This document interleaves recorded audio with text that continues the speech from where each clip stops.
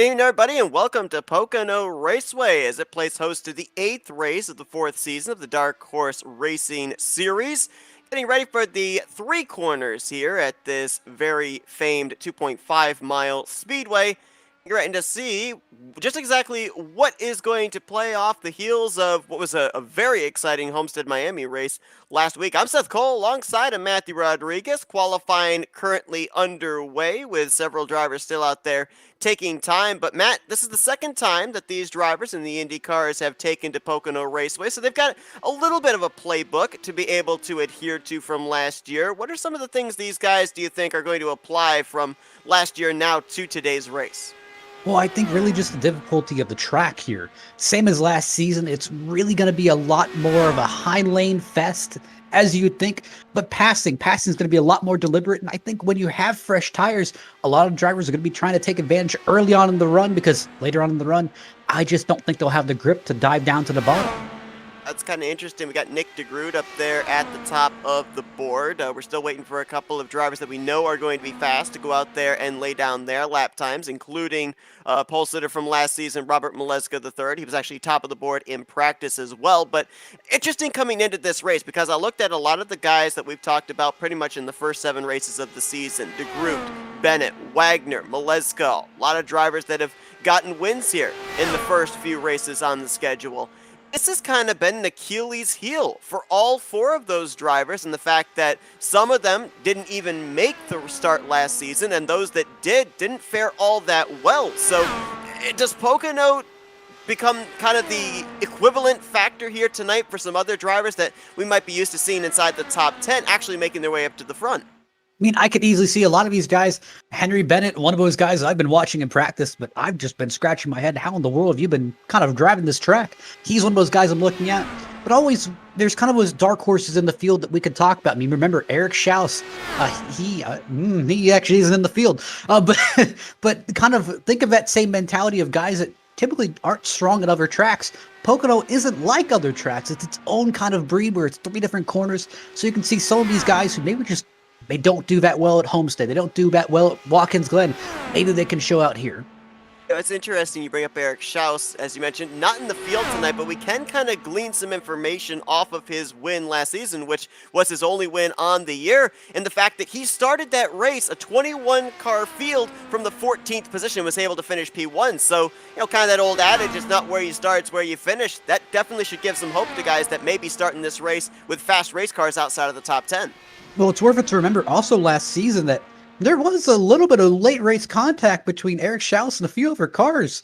And that's kind of where we saw guys going for it, and they thought they had the room, but they just couldn't keep it stuck on the bottom, and they pushed up or really just kind of met in the middle. I think we're going to see a lot of the same tonight of just guys thinking they're having a lot more grip on the bottom than they actually do. Wagner coming back out onto the racetrack, currently 5th on the board. I don't think he'll have enough time to come around, get the green flag to complete another lap. But, you bring up that contact, and something that you and I were observing here before we came on the air was not a whole lot of drivers really willing to venture down to the inside line. You can see the 5 distinctive grooves there with the seams. If you take that middle groove and make that number 3, that was pretty much where drivers are running. Anywhere from there up to groove 5, nobody ventured down to the first 2 grooves. Absolutely. And that's really just because it just seems like the car just plants itself and it turns into a javelin and just goes straight ahead instead of turning. And you'll notice about in turn 3, some of these drivers will try and arc low, and they won't keep it exactly on that white line, but when they're coming around to the exit of turn 3, you'll notice some of these guys lift, maybe get out of the gas a little bit, try to swerve out of the way, because they just don't have trust that they're going to make that turn. All finds complete, and by 11 one-thousandths of a second, Robert Maleska III is going to be starting on the pole alongside of Nick DeGroot. Both of those drivers, former winners this season. Maleska 3 wins, and DeGroot his win back at the Kentucky Speedway. But it's also going to be interesting in the fact that, as I mentioned, the length of this track, 2.5 miles in length, that is the same length as Daytona, but this is not a super speedway. So it's going to take them quite a long time to complete a lap around this racetrack, which means a lot can happen in the span of one lap. Absolutely. The guy I'm kind of looking at here, but he kind of had almost the same MO as last season, but just did a little bit worse here. Matt Wagner. Matt Wagner finished P2 last season here at Pocono, starting from the P13 slot today. So we will see what he's going to be able to do, as a lot of fast cars actually I see are going to be starting back towards the rear of the field. Charles Teed was actually up there close to the top of the leaderboard in practice. And how about a guy that has been so close so many times this season, Rick Ravon? He's going to be rolling off from the 17th position. I believe he actually did not even take time here, so he's going to be back in quite a bit of traffic for the start of this one.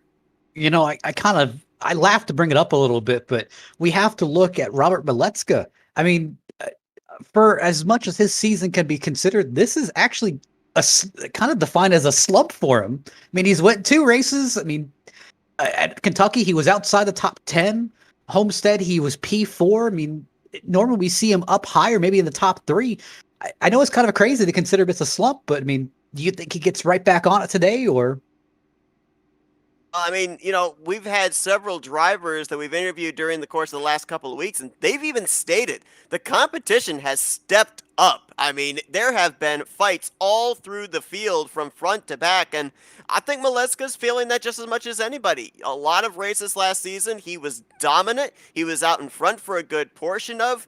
Very often, he was usually in a zip code of his own. Now that's not the case. The DeGroots, the Bennetts, the Wagners, they've been able to reel him in and make a fight for the victory week after week. And you have to admit, it's just very scary with the amount of talent. I mean, of course, you mentioned Ravon Bennett, DeGroot. I mean, actually, let's not even forget about DeGroot. I mean, DeGroot has really rallied back this season after kind of a dismal season 3. I mean, look at us. DeGroot and Milecka are tied for 3rd in the points. Right now, the point standings coming into this race, you've got Rick Ravon, the points leader. Henry Bennett, with his 2nd win on the season last week, has jumped up to 2nd in points, 14 points back. As you mentioned, that tie between DeGroot and Milecka for 3rd place. Bear in mind that Milecka did miss a race a couple of weeks ago, so that certainly plays a factor into it. Matt Wagner currently in the 5th position, 42 points out. Bronson Stafford's still in the mix, 58 points out in 6th, and Gale Brooks has been very consistent this year. Currently sits 7th, 77 points out, and Gale Brooks was another driver that was actually looking like was having some very good consistent lap times in practice. Going to be rolling off from the 7th position in tonight's event. 100 laps, and I think maybe more so than any place, Matt, this might be the one track where pit road is going to play the huge deciding factor into the outcome. Well, let me ask you this. I mean, we obviously saw in a race that we had yesterday, different cars, different track, but right front being the killer, with this being such a flat track and almost these drivers running such a high lane. And unfortunately, this isn't really like the kind of real life tracks. Running the high lane will damage that right front even more than, hey, just running the bottom. I'd kind of be concerned maybe on a 30, 40 lap run if it's really going to kill that right front tire. Yeah, not a whole lot of banking here either. Turn 1's got the most banking, 14 degrees, and that's not much. Turn 2's got 8 degrees of banking. Turn 3, 6 degrees of banking. The flattest turn here at this track. As the green flag is out, let's get racing in the Pocono Mountains as Milecka gets ready to lead a field that's spreading out 3 wide into turn 1. Covey looks about 3 wide back there, but he thought better of it. A car way up the track there. I think that's Mike Tellier in the white and blue machine. He was almost on the top of a 3 wide situation, as Nick DeGroot not going to let Milecka get away. He wants to lead the first lap of this race as they head to the tunnel turn. Woo. Man, I'm just seeing the 3 wide here in some of these corners, and that just doesn't work in turn 2 at Pocono. Is that Eric Peterson that almost looked like he was going to brush the wall there? That bright yellow machine. He's going to clear what's going to be now a 3 wide battle for the 7th spot. Mike Tellier, Gale Brooks, Kobe Moore in the mix of that. They all settle it out to single and double file down this front straightaway, and you're going to see a lot of moves made here. This is a very wide front stretch. Is that, I think, Rick Ravon? Yeah, he started at the back. He's working his way to the front in a hurry. And it's worth noting that normally the admins kind of restrict the amount of track that you can use. I mean, no ducking on the apron or bottom line, but they have released the reins this week. They said that the front straightaway is fair game. I mean, you can go all the way down to that checkered flag portion down there in the bottom and make passes if you feel so brave, but the driver on the top side is not obligated to give you back their spot.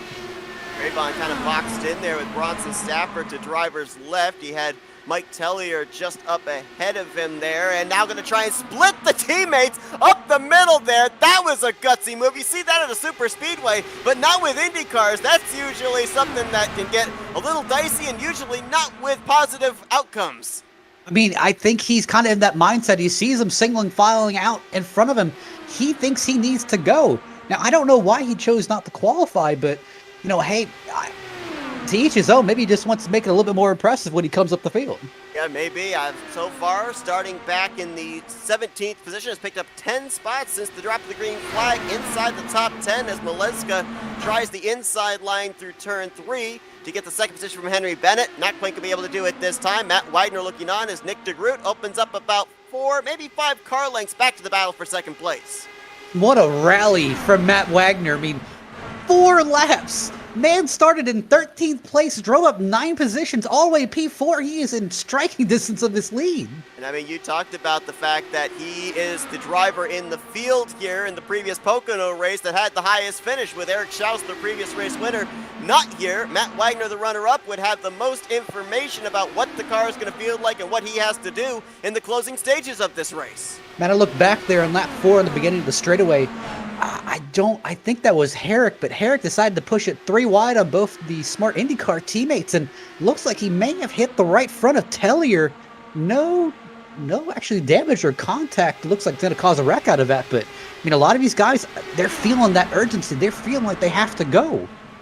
Obviously, you know, we were talking about this as well pre-broadcast about these drivers, especially off of turn 1, really pushing up the longer the run goes on, depending on the line that they choose on entry, and getting that outside wall with the right side of their machines with the chassis exposed. Actually, I think maybe Bronson might have brushed the wall there off of 2. I mean, with that chassis exposed, how much does that affect the race car for the remainder of the run as Stafford's actually up and into the wall a good bit there into turn 3? Yeah, it looks like, I don't know if he maybe got a little bit too much draft, or maybe he wasn't expecting Kobe to check up that much, but looks like he almost like, kind of pulled an evasive maneuver. I don't know, but either way, he definitely got the losing end of that. No doubt about that, as he's going to drop back to the 10th position, trying to get back Jim Herrick's 9th spot, and it's a bit of a gap back to Charles Teed, so an opportunity to recover. Henry Bennett coming off that second victory last week at Homestead Miami Speedway, looking now to tie Maleska for most wins on the season. He's now to the point. Maleska trying to take the second position on Nick DeGroot, and interesting here that we see Maleska, he's doggedly trying to get that inside line working in turn 3. Absolutely. I mean, just kind of looking for some of these guys, and I see different strategies all throughout the field, and we can tell where some of these drivers are kind of agreeing on things, where if you look at the entry of turn 1, most of these drivers enter on the top side, and they usually go almost to that white, like, kind of a barrier rumble strip there, but they don't touch it, where I'm seeing Maleska, he is pushing that left front down onto the rumble strip. Right on board with him. You saw just how low he got. Trying to get the second position from Nick DeGroot. Looks like he may have the spot here off of 3. Nope, DeGroot going to battle back on the outside line. He's going to clear him before they get to the start-finish line. Rick Rayvon, though, he's now entered into the same picture as the race leaders. He's all over the back bumper of Matt Wagner and looking for 4th going into turn 1.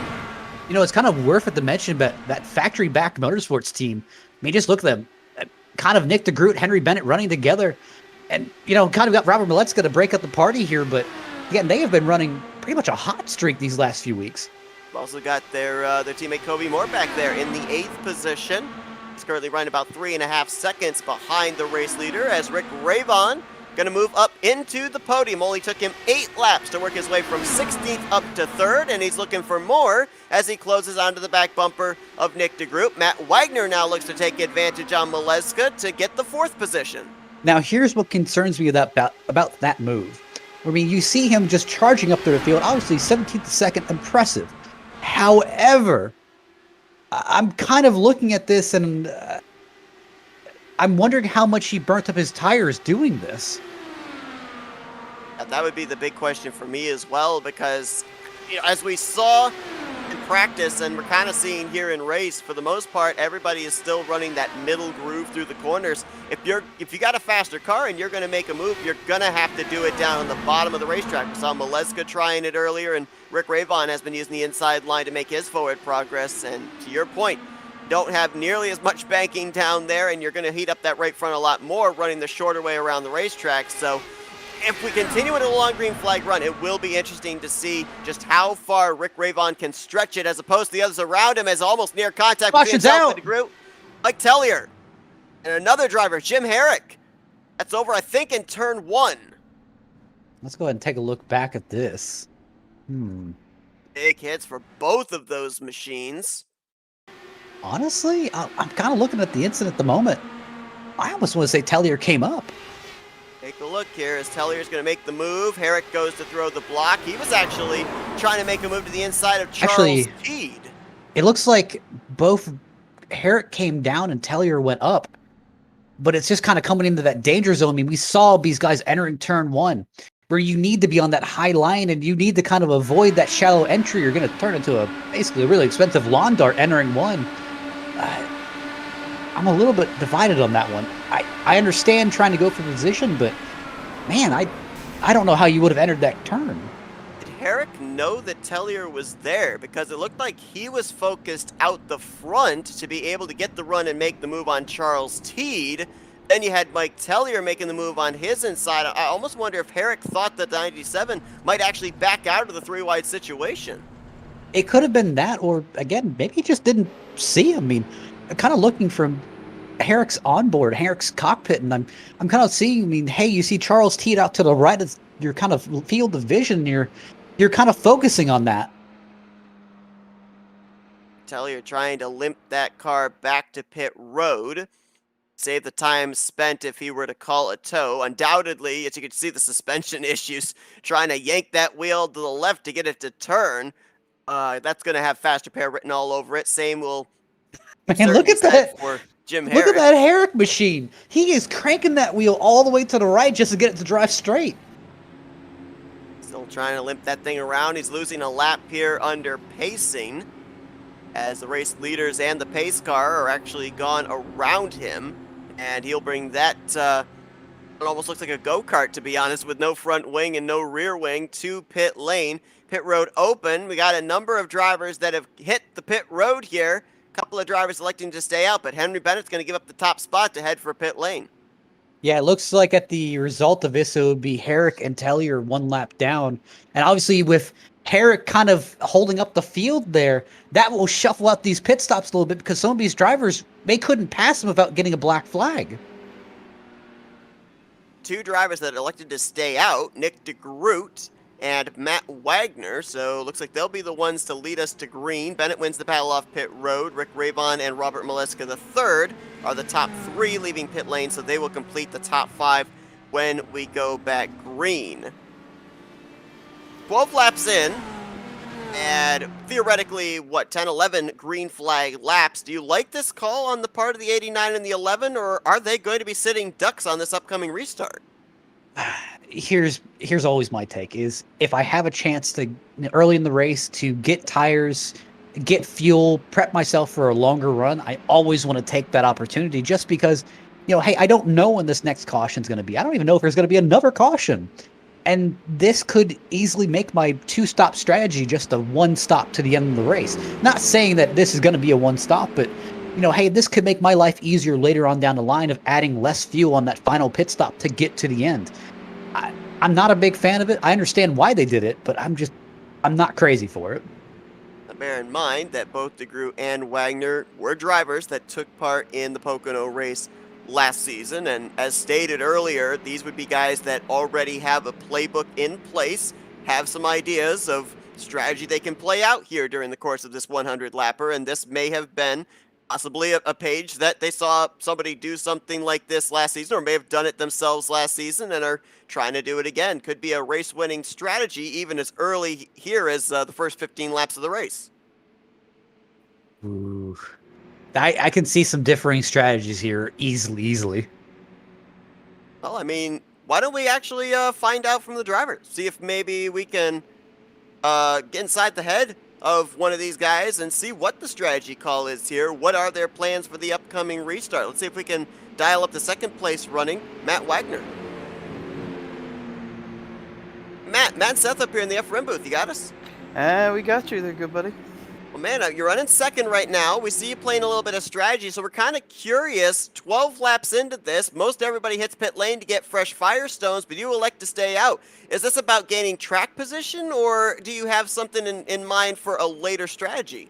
I have something in mind for a later strategy if the caution falls right, but I'm not going to say it during the broadcast in case somebody's watching. I don't blame you. I don't blame you at all. But, I mean, obviously we've seen that, as we expected at the initial start with everybody bunched up, things getting pretty crazy, a lot of slingshot moves. I mean, how is the car feeling out there, the ability to pass? Oh, it's fine. I was just minding my time, and I saw Rick coming, bad out of hell, and he was moving, and I just let him by.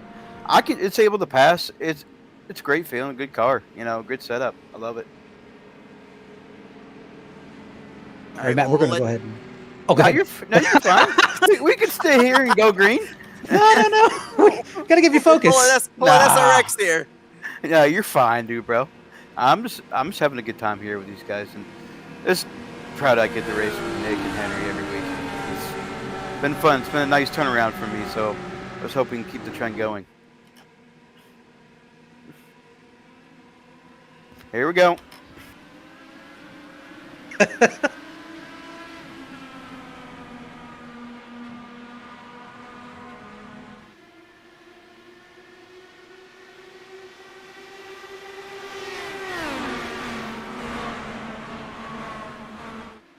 Nice to see some of the strategy here of some of these drivers just kind of fanning out, going about 2-3 wide here and back in the pack. But obviously looking up front, everyone's going to single file out here, just trying to keep a straight line, seeing if they can break away from the rest of this pack.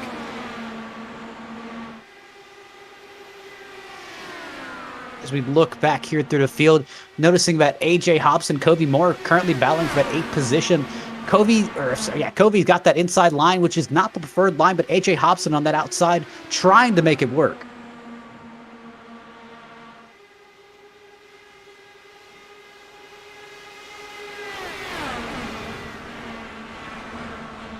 Still looking at the front of the field, Nick DeGroot leads, but right now Matt Wagner's launching a battle with Henry Bennett. Henry's trying to see if he can make it work, pulls back in the single file.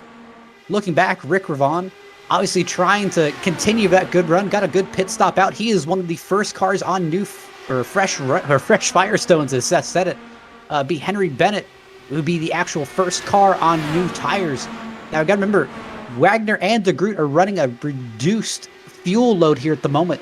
They've got a lighter car, do have older tires. The older tires will probably come into effect about, I'd say about anywhere from 5 to 10, maybe 15 laps down the road. You may see those tires start to show their wear, but I think it will be, I'd say, adequately offset by the fuel load in that car. Now, that really depends on whether DeGroot and Wagner keep working together and kind of keep that maintaining of, I'd say maybe just a draft alliance. I mean, if Henry Bennett pulls out, don't let him get to the back bumper of that next car. I gotta wonder, too, here for Henry Bennett. I mean, just how much of a sense of urgency is it to get up here back to the front? Whoa, Rick Ravon nearly just was on first name basis with the outside wall off of 3 as he clears Henry Bennett for 3rd place. But, obviously, with these guys up here at the front, DeGroot and Matt Wagner, they're going to be at a bit of a deficit as far as fuel. If you're the 2 of Ravon, the 007 of Bennett, the 91 of Maleska, do you kind of let these guys cut the draft for you to save a little bit more fuel, make it even further on a green flag run? That would be smart, but again, I think their strategy... behind Henry Bennett! Oh no, Ravon! Maleska's in the grass! Save it, I think! No, he's in the wall! Oh man, hard hit with the left front for Robert Maleska III, who was the innocent bystander in all that contact. Look at the car. He's knocked the steering out of it. Yeah, absolutely. It's crabbing. How it kind of crabbed walked. Yes, exactly. Look at his hands. Look at the wheel. Wow. Look at how far that thing's cranked to the right. Just get it to go straight. And no caution coming out to save him either.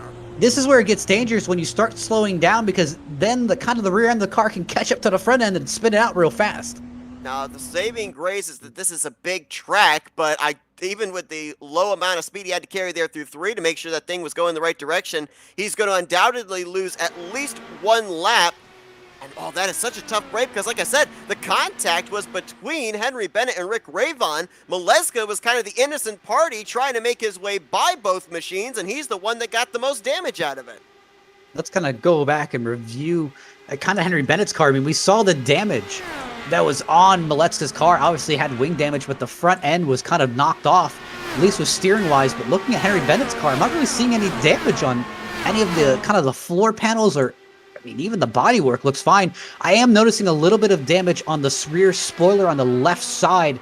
That little kind of carbon fiber piece that I almost say accents the rear wheel. Looks like that has a little bit of damage. Looking back at Ravon, I don't know. It looks like Ravon actually is perfectly clean, which is surprising with him kind of sliding in the grass a little bit. Yeah, absolutely. So we'll see if we end up having even a pit stop under caution, if there will be any type of repairs done on that 007. Robert Maleska III has returned back to the track, albeit 1 lap down, and he has used his fast repair, as have the 2 drivers that were involved in the first caution, Mike Tellier and Jim Herrick. I find it interesting here too, Matt. Wow. Yeah, let's try that one again. But I find things really interesting in the case of Maleska III, though, because when I was looking at his statistics from last season, his worst finish on the year, so we got another driver in trouble, Bennett. Bennett is binned it off of turn 2, and it's in the grass. Yeah, it looks like he pushed a little bit too much out of 2. Looking back here, I mean, he didn't touch any of the rumble strips. I just wonder if that car lost a little bit of downforce of that damage in the rear. And now he's coming to a stop on the racetrack. Let's see if that thing's going to get back to pit road. I don't know if he's trying to bring a caution out here or not.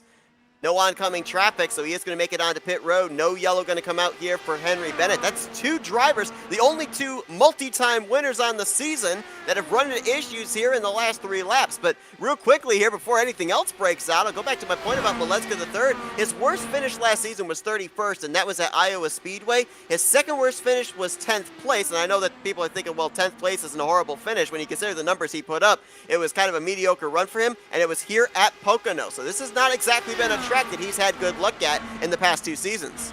And you got to remember, I mean, Henry Bennett's had really bad luck here in the past few weeks. Obviously, I mean, you got to remember Watkins Glen, I mean, he was on track to really just dominate that race, had a connection issue, dropped him out of the race. And here, I mean, again, he was one of the front runners this entire race, and I mean, easily taken out by just, I almost want to say a miscalculation, just damage.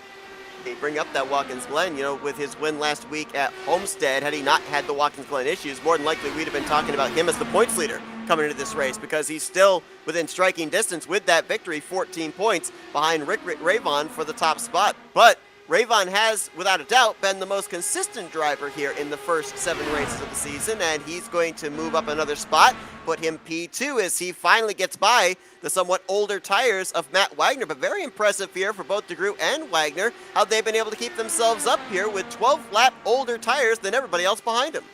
Well, here comes my bigger question here, which is, I mean, obviously seeing the kind of misfortune of Maleska and Bennett, I mean, how much does that kind of spook some of these guys who maybe have a little bit of damage on their car?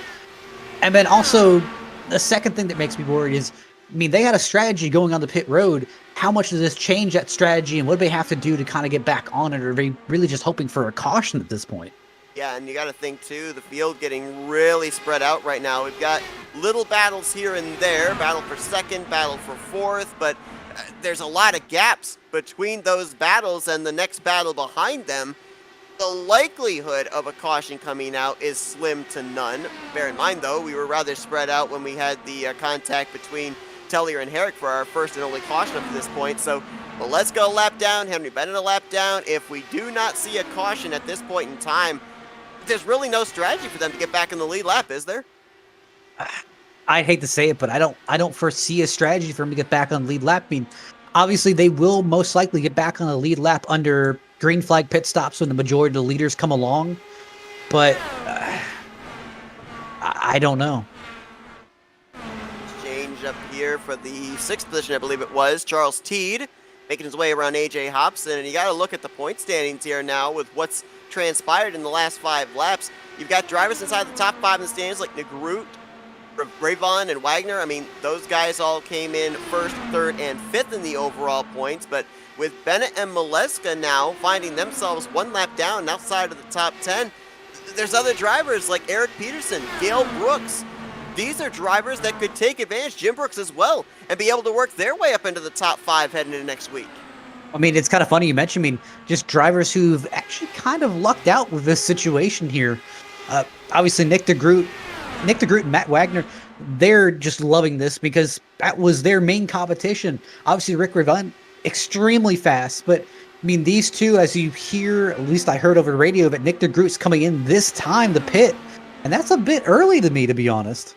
Well, bear in mind that he stayed out under our only caution of the day, so no surprise that he would be pitting earlier than others. Matt Wagner, though, in the 11, well, he's running low, too. Looks like he's going to come in this time also.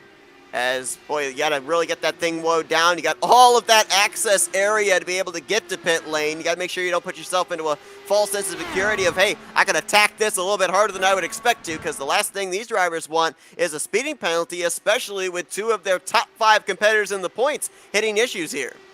And it looks like Mike Tellier may have parked it for the night. Looks like he's got a little bit of right rear damage on that. Looks like the FRN Indy car. I'm not really sure what happened going back and looking here. Looks like he may have actually just...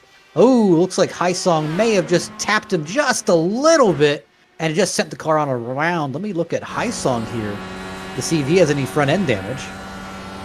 No, Haisong looks fine. Take an onboard lap here with our race leader, Rick Ravon. And I doubt we're going to see him go into 6th gear, because 6th gear more of a draft gear, which drivers would use if they have someone cutting the slipstream up ahead of them. The more speed on the straightaway would be with 5th gear. So I'm going to go down to 4th gear there in turn 1. 14 degrees of banking based off of Trenton Speedway in Trenton, New Jersey. And going to remain in 5th gear here through the fastest corner. Turn 2, the tunnel turn, 8 degrees of banking. And now into the flattest corner, the 6 degrees, turn 3. And no downshift. Interesting there, because I was kind of wondering, obviously with stock cars, we'll see them downshift to usually 3rd gear and then bring it up to the high gear of 4th, but no downshift here for these Indy cars. Well, that brings a few questions, which is, obviously is the in this kind of downshift range where it would make sense to not over rev the car and possibly, raise your temps. But here comes the next thing, which is right now he is leading. And right now he's got about a 2-second gap on Eric Peterson. I wonder if he's saving fuel. And obviously not downshifting or kicking down into a lower gear of higher RPMs. Going to save you a little bit of fuel there. And do you want to curse Eric Peterson, or do you want me to do it? Go ahead. You do it. Obviously, Eric, he has had a great run to start off here. Honestly, net gain. He has started second. He is currently running second. Hasn't had... I don't really know how to say it. He just hasn't had luck on his side in the past few weeks. But hopefully, obviously his kind of his teammate Eric Schaus managed to break it a few weeks, or managed to break his kind of no-win streak last season at Pocono. Maybe that kind of rubs off. Now, you can correct me if I'm wrong, but I think if I remember that one season ago here at Pocono, Eric Peterson was racing from a hotel room, didn't exactly have the best of internet available there, and end result, he was barrel rolling on the front straightaway, finished that race in the 21st position. Yeah, he actually rehashed it to me, and he made it a little bit more clear than what we originally got, which is, I think he used the actual TV screen in the hotel room as the monitor he was racing on, which was a little bit interesting. But obviously, he's under better circumstances this season. You're really seeing what he can do at Pocono. Now, obviously, he's had the advantage of some misfortunes by both Bennett and Maleska, and obviously Wagner and the group being on their own strategy. But you got to wonder about some of these guys up front. Ravon, Peterson, and Stafford, if they have something up their sleeve. Now, here's the thing with both Wagner and DeGroot. Mentioned just how big this racetrack is.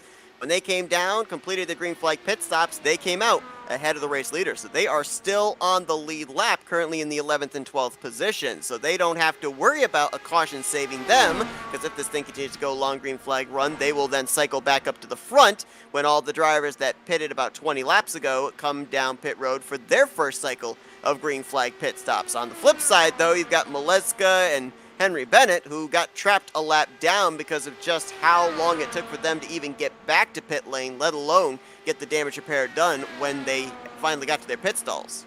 Here's really the only thing that worries me about both DeGroot and Wagner's strategy. I mean, you're seeing them about a second apart, about 2 seconds apart from each other, and that's great and all, but right now, I mean, looking at how close the rest of the field is, and just seeing Rayvon, I mean, he is coming off of turn 3 right now, and they're passing start finish. Oh, my apologies. I'm looking at this map wrong, but they're entering turn 2 now. And Gary, or my apologies, Rick Rayvon, he is about less than about a quarter track behind them. I would want to be on the route and just kind of drafting to see if I can get away from him, or at least buy myself as much breathing room as possible. And, again, you save a little bit more draft or a little bit more gas that way. Boy, things are getting really sketchy here from 4th back to 6th. That's Charles Teed in the 50. The white and green machine behind him is AJ Hobson, who I think actually did get the wall off of turn 3 on the last lap, and then the dark green car behind is the 51 of Jim Brooks, and there was almost near contact between Teed and Hobson coming off of turn 1. So keep an eye on these guys, as there's a lot of side drafting going on. Yeah, I'm kind of watching that, and I'm a little bit concerned because obviously older tires, and laps winding down. I saw someone blink out there. Not sure who that would have been, as right now you've got the top 3 all running within 4 seconds of each other. This battle here is going on over 6.5 seconds behind the race leader, Rick Rayvon. Kobe Moore trying to reel these guys in that 7th position, and that's Maleska the 3rd there in the 91, the lap down machine, trying to cut his way through traffic. Jim Brooks having the 51 to pit lane. This is interesting because most of the time at our 1.5 mile races this season, it's been Jim and Gail Brooks who have played the strategy of staying out the longest. It looks like Jim may be one of the first drivers trying the short pit strategy here. I mean, you got to wonder about the father-son duo there, and typically they communicate on strategies together, but it looks like differing strategies as Gail stays out on the track and Jim comes in. We'll see how that plays out for both of them. Gail was running in the 8th position before the 51 dove to pit road, and Jim was running, as I mentioned, in the 6th spot. So we'll see if it's going to translate to the advantage of the 71, staying out the extra couple of laps, or the 51 with coming to pit road as soon as he did. Nobody else, though, ducking on pit lane of those that stayed out. And we don't really know what the fuel window is for these drivers either, so it will be interesting to see just how far they decide to stretch it, because that will obviously play big dividends into the numbers later on in this race on who can make it on fuel and who cannot. I mean, just basing it off of what we saw out of both Wagner and DeGroot, 26 laps. Now, they were aided by about 3 or 4 laps of pacing, so I really wonder if maybe some of these drivers go about anywhere from 18 to 20, maybe 22 laps if they really try and save, but I'd be looking around that 20 mark of maybe being concerned. Now, we'll see as more of these drivers go on longer in the run who pitted that last caution, and we'll be able to get a more accurate number. Saw Rick Rayvon dive onto pit lane, so that was at the completion of lap 24, so we're starting to get a general idea. It might be around the 25-26 mark the furthest these drivers can make it, especially if they've got the 8 of draft. Rick Rayvon didn't really have much draft there out in front because the guys he was drafting with of Nick DeGroot and Matt Wagner, they had dove onto pit road about 18 laps ago.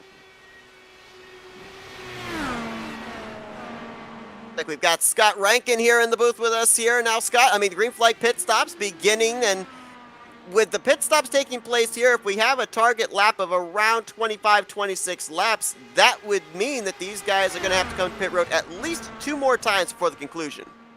Yeah, and ultimately, remember what I say every week as well. You want to push those early stops, especially the first 2 of the 3, back as late as you possibly can. What that's going to do is that's going to create a little bit of opportunity with your different pit windows.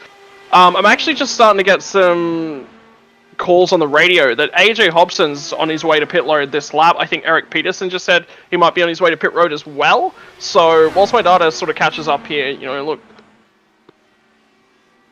Peterson is on pit lane there in the 36. Bronson Stafford going to stay out an extra lap. Going to be interesting to see about Hobson when he comes to pit road, if they spend a little bit of extra time working on the right side of that machine, as he did pancake it pretty good off of turn 3 about 5-6 laps ago.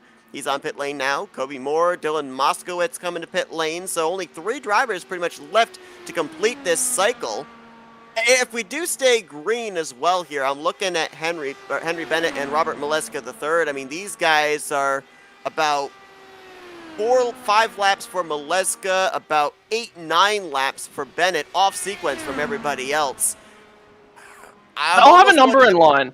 Yeah, I think they're basically saying, we know that we're going to have to run at these different windows and these different pit stop basically. That's what they're thinking in their mind, is that they're going, okay, I know that this race is going to have 2 more stops in it. I'm going to split it up nice and evenly. Knowing Pocono, there's a good option for a little bit of tire fall off just because of the way that the corners are all different set up. The other thing is that even though the draft may be faster, they're not happy running in the draft. Something's on. They've got a plan going on, but don't just immediately look at them and go, oh, well, they're off cycle, you know.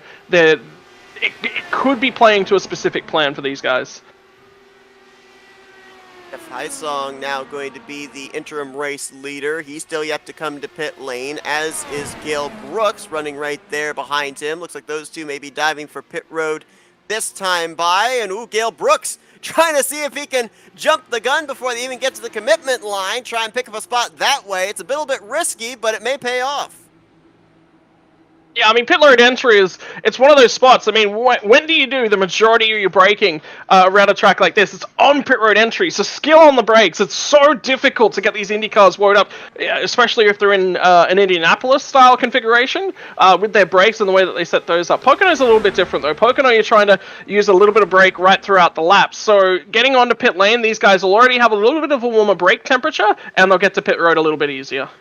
Nick DeGroot, Matt Wagner, of course, off sequence. They were on pit road about 14 laps ago, and as Matt mentioned, they came out pretty much running laps by themselves, no draft to aid their speeds whatsoever, and it does not cycle them up to the front. Rick Ravon is going to be the leader, about 2 seconds back to Nick DeGroot in second, 4 seconds back to Matt Wagner, with Eric Peterson and Bronson Stafford completing the top 5 with this cycle of pit stops. DeGroot and Matt Wagner, however, based on the numbers that we have, they're going to be back on pit road somewhere in the next 10, 11 laps. Yes, around there. They may even be doing a whole bunch of fuel saving on this run. They wanted to cycle themselves out. They wanted to see how What I'm thinking in the back of my mind is that they wanted to let the fuel cycles sort of cycle themselves out. They may have pushed a little bit harder. They may have blown a little bit more fuel out. I mean, it depends on the earlier race scenarios and those sorts of things. The benefit of Pocono is one of these really good tracks where you do get a lot of field separation as well. So cautions generally at Pocono tend to be a lot lower. Battle for 6th place here between Charles Teed and Jim Brooks. And the best case scenario right now for both Mileska and Bennett would be if a caution were to come out right here, because they are actually scored on the tail end of the lead lap at this point in time. Time's running short for Mileska, though. He'll be on pit lane in the next 2 to 3 laps. Henry Bennett a couple of laps after that, and that would then put them back a lap down, and they'd basically be battling once again for the free pass position should we get a caution at that point in time. I'm going to do some ride-alongs with Robert, because I just want to see how much he is saving. I don't think he's saving in any stretch of the imagination. I think he's pushing. So I think that he's picked up a lap number that is his minimum pit stop window to get home. In actual fact, he's just gone purple in the second sector on that last lap. So that means he was the fastest car, fastest sector that we've seen for a good while in that stretch. So it would not surprise me if we were to see Mileska go absolutely blindingly quick here. He's rolling it up. He's on the pit road right now. So this is going to be his second green flag pit stop, theoretically, although first time coming to pit road under green flag conditions with a car at 100%. Of course, had that contact when Rick Ravon and Henry Bennett got together, and he was the innocent bystander, getting the left side of his machine into the steel guardrail down the Long Pond straightaway. And he's going to now fall a lap down to Rick Ravon, who comes down the front straightaway here to complete the 44th lap of this race, putting lap 45 on the board. So we're nearly halfway through this race, and I don't want to put the commentator's curse on him, obviously, but we've documented on just how consistent Rick Ravon has been during the course of this first half of the season. He's currently the points leader as a result, but he has not gone to victory lane. With how things have worked out right now, Nick DeGroot and Wagner off pit sequence, Bennett and Maleska currently way off sequence after having damaged machines. It's looking like Rick Ravon's race to lose. Yeah, and I definitely say that. And look, to be perfectly honest, we said it the last week as well, that Ravon's just been going from strength to strength to strength. That guy knows exactly how to manage himself. He knows exactly what to do. And I actually think this is one of the few guys that is really at every stage, every lap, he's actually thinking about the long-term plan. There's not a lot of opportunities where Rick Ravon actually settles down and gets racing and isn't thinking long-term. I think we saw that last week, though. I mean, he got caught out in traffic. He got caught out with accidents. You know, things weren't going his way. He had to get aggressive, and he did so. And he made a phenomenal run back through the field to really make sure that he would still walk away with points leads and grab a whole bag of points. So that was very, very important in terms of his championship standings. And look, I mean, if you have a look right the way down the field, there's not a lot of other drivers that would be sitting down and going, okay, this guy is capable of running the long-term race. Stafford's another one of them. DeGroot is really, really good at it. Matt Wagner's phenomenal at it. And Robert Maleska III is probably the best in the field. And again, it's those top 5, right? These guys that are playing themselves to the front with these phenomenal IndyCar brains. And you know, obviously, I mentioned this top of the program. I was just going on board. I've been watching on board with Henry Bennett. He is saving a little bit of fuel. He's trying to extend that pit window as long as he can too, Seth.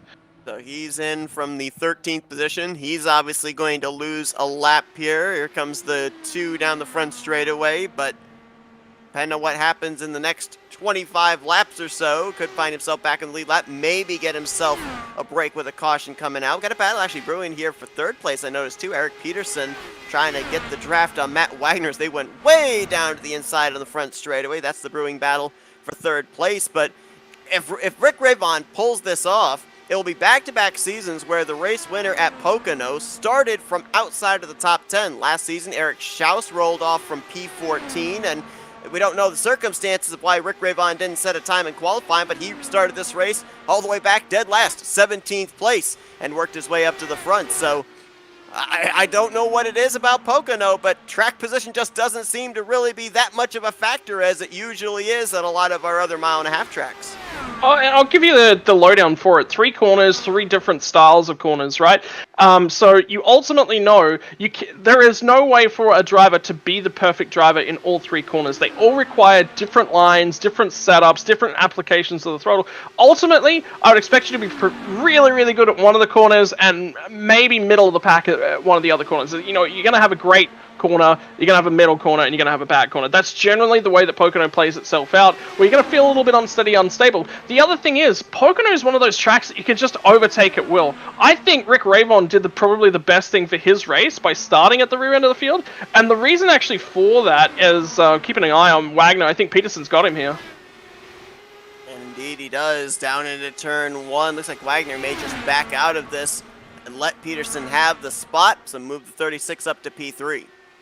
So these guys need to work together now and they'll catch up ahead. But Pocono is just one of those tracks where it's so wide and there are different ways to run each of the corners as well, that if you give yourself the ability to run multiple lines and multiple different corners, you can make overtakes really, really easily. And Ravon would have just been playing his cards very close to his chest, being really, really patient, making sure that he's good on those fuel numbers as well. And I mean, that's the sort of drives that we've seen from Ravon. He's aggressive when he needs to be, and he's patient when he needs to be as well. Wow, Wagner's in! This is a lot earlier than we were expecting him to come to pit lane, about 3-4 laps earlier. Could be part and parcel, though, of the fact that he was able to stretch it further before because he actually had a lot more traffic around him, so he was able to save a lot more fuel in the draft. I think he ran a good portion of that last run all by himself, so would have been using up more fuel. So that says to me, okay, because I was actually having a look at when Robert Maleska and Henry Bennett actually pit. Remember, Henry Bennett got to the race win last week as well. He was ecstatic, wrapped with that one. It was a really, really good drive. What that said to me when Henry Bennett pit was he was trying to give himself the option of if he found draft buddies that he could get to the tail end of the race. I don't think it's played out that way for Henry Bennett. I honestly don't think that he's going to play himself back into this race in terms of fuel strategy, but it just might. Whereas Milezka is definitely dead on fuel strategy. Milezka is definitely going to make 2 stops from here. He can't. For him to make it home, he will fall so far back in pace that it won't matter. So Milezka's going to be going as hard and as fast as he possibly can. Talked about Rick Ravon starting this race from 17th. How about Charles Teed, our winner from Iowa last year? He's up in the 5th position and started this race just ahead of him in 16th place. So that's 2 drivers that started pretty deep in the field that have made the most of it here halfway through this race, up there inside the top 5. As no surprise, Nick DeGroot diving onto pit road now in the 89. He and Wagner on the same strategy. This all going back to their decision on lap 12 to stay out when we had our only caution, so they are way off sequence from the rest of the field. Look, ultimately, when I come to Pocono, the thing that goes through my head is I think you have to pit every time that there's a caution. Because Pocono is just one of those tracks whereby, look at the field spread now. The chances of there being a caution are so low at this point in the race that they've thrown away all opportunity to have that track position strategy play out. Ultimately, they're pinning their hopes on maybe potentially another caution. Alternatively, I think a lot of the other cars are going to spend just a little bit less time on pit lane. It's going to be close in terms of pit lane strategy. Everyone's here. That's the interesting part about Pocono as well. Everyone's got a strategy that's viable here, and that's the best part. When we talked with Matt Wagner there under that caution, asking him about the decision to stay out, he told us it was all part of a greater plan. It was going to be something that would play out later on in the race. He wasn't going to tell us what it was, but I'm very curious to see if it's going to work out for him. Oh, man, big hit there with the outside wall. Jim Brooks in the 51. I was getting a little bit concerned about him running in the wake of Charles T because it was looking like he was carrying way too much speed off the corners, and you can see that seems to have affected his race car. That car did not look very steady on the entrance to turn 1 either. I'm just wondering, I'm just having a look back at that. I'm not necessarily sure that he did actually catch the wall. I think he might have caught it. Yeah, no, he just manages to dodge it, so it's very, very close. I think his tires, he's definitely struggling for a little bit of grip at the moment, so it's not going to be the most easy car to handle as it stands. So, look, I mean, yeah, he's got a lot of work to do to gather that car back up and get himself. He's going to be lacking confidence right now as well, which is going to translate to a loss of speed. So he's going to find some confidence back in that race car. You know, it's interesting because we talked about how low the banking is here at Pocono. You've got 14 degrees over in 1, 8 degrees based off Indianapolis in turn 2, and then 6 degrees based off the Milwaukee Mile over here in turn 3. You remember when we go to the 1.5 mile, and especially the 2-mile tracks, we were told this back in the season opener at Michigan about when you get longer into a run as that fuel starts to evaporate, the back end of the car gets a lot lighter. Could that be translating to why we're seeing some of these handling issues off the corner, because there's not a lot of banking for that right rear to lean on, and the back wants to snap around? Yeah, potentially. I mean, ultimately, these cars here at this sort of a circuit, they run closer to a road-going configuration. Obviously, still weighting, you know, the downforce as towards one side as they normally would for an oval. But because of the styling of all 3 corners, it's basically closer to a road setup, and then you're gonna just offset things a little bit just to try and help you through turn 1. Yeah, look, I mean, again, like I said, it comes back to that thing of we've got 3 entirely different corners, and the reason that I love Pocono as a racetrack is exactly that. The cars drive different on all 3 corners. You're constantly fiddling, constantly trying to tell yourself, I've got to adjust my line here, because it just doesn't work. It's the best way to practice and prepare for Pocono by not actually... So if I said to you, you got to prepare for Pocono, but you cannot do any laps on Pocono, I'd be going to road courses. Particularly road courses have some sort of banking, so Zandvoort's a really, really good one. A couple corners there that have banking on it. It's going to teach you to drive the cars in really nice ways. And then alternatively, I'm going to look at running laps at tracks when I do my oval practice at circuits that have multitudes of different layers of banking. So, you know, I'm going to go and do some at the high bank circuits, you know, some at the intermediates, maybe even some laps at Bristol may even help. You know, Bristol's probably a little bit aggressive, but it's all there and it's all relevant. And it's one of those circuits that's best prepared for by knowing what you can and what you can't do with the car, ultimately. And that helps to prepare you for what you're going to encounter during the race. Number of drivers are just about 5 to 7 laps away from when they're going to have to be hitting pit road again. Got a good battle closing up for 4th place. Charles Teed looks back and sees Jim Brooks. AJ Hobson is starting to close in on these guys as well. So maybe a 3-man fight for spots up inside of the top 5. A little bit further back, Jeff Highsong being reeled in by Gale Brooks. However, when I look back here before at what was looking like it was going to be a battle for 9th, Gale Brooks slid the car through 3 and really overcooked that right rear tire. Keep your eyes on Jim Brooks. Okay, that makes a lot more sense. So Charles T is actually filing into pit road. Just as you went to talk about the battle behind, I was just like, Jim's actually just found a whole bunch of pace right now, and he's actually really creeping up. And it's because AJ Hobson and Charles T were both heading to pit road. So Jim Brooks able to run longer than these guys. This is a difficult scenario for Jim Brooks. I think he's got to cover off AJ Hobson by coming to the pits this lap. It means that he compromises his overall race strategy and he loses some of those options. But the difficulty is that the AJ Hobson gets that free draft and he gets to start really creeping up on Charles Teed. Then that means that Jim Brooks is probably going to lose that spot. Those guys start working together. That means that Jim is just going to lose that draft. So yeah, he does come to the stop and Bronson Stafford's going to come along with him. You know, it's interesting there as Rick Ravon stays out an extra lap, and we see those drivers here and now inside the top 3 hitting pit road. All 3 of those cars that were on pit lane that last lap, Hobson, Teed, and Peterson, they're all teammates out of Dark Horse Racing. This is not a super speedway, but kind of reminds me of how a super speedway works with all the team cars coming down together on the same lap. Well, I mean, yeah, and you got to remember for Teed and Hobson, that was planned for them because they were so close together. Ravon's going to shuffle himself in this time by, but he's got such a huge margin now. I think he's still going to assume the race lead. The thing for Ravon is that actually at the end of the day does not matter what lap he come into the pit stop. And the reason for that is he wasn't in anyone's draft. Anyone else wasn't getting the draft away from him. So his pit stop really doesn't affect the running order. The worry that I would have for Rick Ravon, which is why he's probably covering these guys off, is because he just wants to make sure he's keeping touch.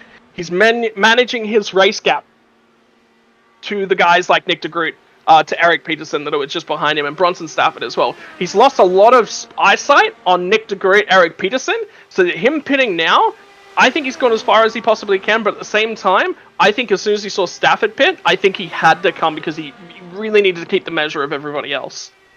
With less than 40 laps to go, now pretty much everybody that has either pitted or are about to pit, they're just going to have to make one more trip to pit lane. They should be good to make it the rest of the way on fuel. Covey Moore inheriting the top spot in that 15 will stay out an extra lap, and he's the only driver with the exception of Matt Wagner coming into this race that finished in the top 5 last season. 3 of the drivers that were top 5 finishers last year did not take the green flag here tonight. The race winner Eric Schaus, 4th place finishing Benjamin Combs, and 5th place finishing Alexander Van de Sant. So I've actually been surprised, too, that we haven't seen a little bit more speed out of Covey Moore, but maybe he's hoping for maybe a caution miracle to take place here, gain him some track position, or maybe planning for something a little bit later on in terms of taking on less fuel than everybody else on the final pit stop. Yeah, I actually feel like that's what Covey's targeting, is because he wants to assume that track position later on. The other thing that it says to me, if you have a look at Covey Moore's season as a whole as well, he hasn't had the most quick, reliable season. I think he's found himself a little bit more buried within the pack than he would have necessarily liked. And ultimately, I don't really think that he's had the opportunity to show us exactly how good he is so far this season. And it's really good to see him, especially over the last couple of rounds, because you remember last week out as well, we started to see flashes of Covey Moore as well. So I think he's starting to piece things back together again, and we're starting to see the strength that Covey's definitely got available to him. I think there's still a lot more to come from him, and he's probably one of my drivers to watch towards the back end of the season. 5 starts so far this year, 4 finishes inside the top 10, but still searching for his first top 5 here in Season 4, as he'll now turn the race lead over to Gale Brooks in the 71. Bear in mind that out of all the drivers on the last round of green flag pit stops, Gale actually stretched it the furthest, so no surprise to see him doing the same here on this run. Eventually, when he hits pit road, though, he'll be turning the race lead back to Rick Ravon. Yeah, and Ravon's now a little bit, and remember what I was talking about, he wanted to make sure that he was managing that gap to everybody else. So Nick DeGroot come to pit road on lap 53 to 54. So ultimately, that's when he boxed. He knows that he has 47 to go from there. He's trying to get home, and his targets are at least get to that 25 window. May need to save a little bit of fuel before he's fine, right? Okay, so that's his scenario. Rick Ravon doesn't need to save any fuel. If he wants to push every single lap from here to the end of the race, he can absolutely do that. That's totally fine. Is that going to be more ahead of Rick Ravon? No, it's not. Okay, my timing's... Okay, that's a lot better. My timing screen was just playing around with me. Okay. So, yeah, from Rick Ravon's standpoint, and it'll be the same for Gale Brooks. Both of these guys don't need to save fuel. It'll just be push, push, push. It'll be the same for Peterson, and it'll be the same for Bronson Stafford. They know that they've got an extra few laps worth of fuel. In fact, in the case of De Groot to Peterson, it's 7 laps, and De Groot to Bronson Stafford, it's 8 laps. So, De Groot is playing with fire in terms of his fuel numbers. And if some of those guys, if Peterson and Stafford start to work together and crawl back onto him, I think he's dead in the water. But at the same time, if they slot back in just ahead of him, that may save his race strategy. So keep your eyes on that one as well. But what's interesting here as well is guys like Nick DeGroot and Matt Wagner, while they are off sequence, they only have to come to pit road one more time as well. They'll be having to probably pit somewhere around 22, 23 laps remaining, whereas most of the rest of the drivers in the field, they won't have to pit until somewhere in the 13 to 15 laps to go range. Just keeping an eye on things as well. You can remember Matt Wagner, in terms of strategy and the way things are playing out, Matt Wagner's still in this. He's up to P6, and he's attached to both Eric Peterson and Bronson Stafford. So from Matt Wagner's standpoint, right now, he'll just be chilling out here. He'll just be looking to try and save as much fuel as he possibly can and reattach himself to these guys in terms of race strategy. Then when they pit, he's going to burn. He's going to burn as hard and as fast as he can. Gale Brooks on pit road as well. So, look, I mean, Matt Wagner's definitely got an opportunity. I think De Groot is definitely the guy that's on struggle street. He's closest to Rick Ravon, and again, he's got opportunities, but if this pack behind him sorts itself out, start working together, he's in a real rough spot, but Matt Wagner's not. So, well, this race has not been without incident, but we've only had one caution come out during the course of these 67, now going on to 68 laps. We nearly just had our second one there in that battle for the third position between Peterson and Stafford. I'm not sure if they made contact or not, but it was awfully close, and that would have been devastating for both of those drivers who, I mean, for Bronson Stafford, he had that streak where he had 2 back-to-back finishes outside the top 15. Eric Peterson, we already documented the struggles he had last season, a much better place this year, tied for 8th in the point standings, and now trying to see if he can finish up beside the podium for the first time in a long time, but those good performances nearly went south for both of those drivers a couple of corners ago. yeah, I'm just having a look back at it. I don't think there's any contact. I think there's enough of a space in between these guys. So, yeah, there's no contact. They miss each other by inches, very, very small margins. So they both know what they're doing. They're both driving a really strong race. And, I mean, Peterson wants to lead this pack at this point in time. And I think Stafford's just going to let him, especially with how aggressive that move was. He's comfortable. He wants that to happen. So, then again... As the inside there will clear off of turn 1. So they'll continue to exchange that third position back and forth. Now, obviously, as you said, no contact between the two. Two drivers that would have loved to have seen the contact made to bring out a yellow flag would have been Maleska the third and Henry Bennett, because right now they are scored on the lead lap, but they are about, well, actually, I think Maleska may have to pit either this lap or the next lap. Henry Bennett about 2 laps from now will probably have to duck onto pit lane, and again, that will cycle them off the lead lap. Yeah, but, well, actually, here's the thing. Maleska's actually at the back of a chain of 4 cars at this point in time, so I think he's saving enough fuel that he's going to get himself to those target laps. That will be his goal now that he's been attached to these guys. I've kept an eye on a track map as well. I think he's been attached to these guys for a long enough period of time. The other thing is, Henry Bennett's only a couple seconds in the rearview mirror from Robert Maleska as well. He's close to attaching himself to this pack, but I think Bennett's been saving a lot of fuel. Initially, when I saw him come out, I think he was right around this group, and then the pits, everyone else sort of pits. So I think Henry Bennett's played himself back into things in terms of pit lane strategy. So Bennett, I think, is good. Maleska's making himself good now. See how it all plays out here as we're closing in on 25 laps to go here at Pocono Raceway. Rick Ravon has been the class of the field after taking the race lead. He holds over 4.5 seconds back to Nick DeGroot, Bronson Stafford, Eric Peterson, and Matt Wagner currently. Maleska's in, so that's it. He's got to pit again. He won't make it. And this says to me, this was about 27 laps in the row. This says to me he can't make it from here. Yeah. He'd be, what, 2 laps short? of Yeah, making 1 it to the 2 laps finish? short. So he's gonna have to come. He's either just gonna have to save like crazy, hope for the caution. Here's the thing: when you're in this sort of a position from Robert Maleska's, you have to drive as if your race is out of your hands, right? All you can do is focus on the things that you control. Because if you focus on all of the things that you cannot control, you're focusing on a whole bunch of things that you can't influence, right?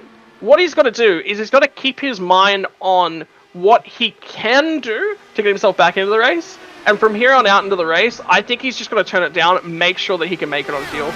And then if that caution happens and he gets played back into things, all of a sudden he gets let off the hook. Pit lane strategy, especially with the final, it depends where the final caution flag comes. He may just get back onto the lead lap and he may be left with a shot. Who knows? You know, we've seen Maleska's pace is strong when he needs it to be strong. So right now he's got an uphill fight, but he's got to make sure he has an opportunity.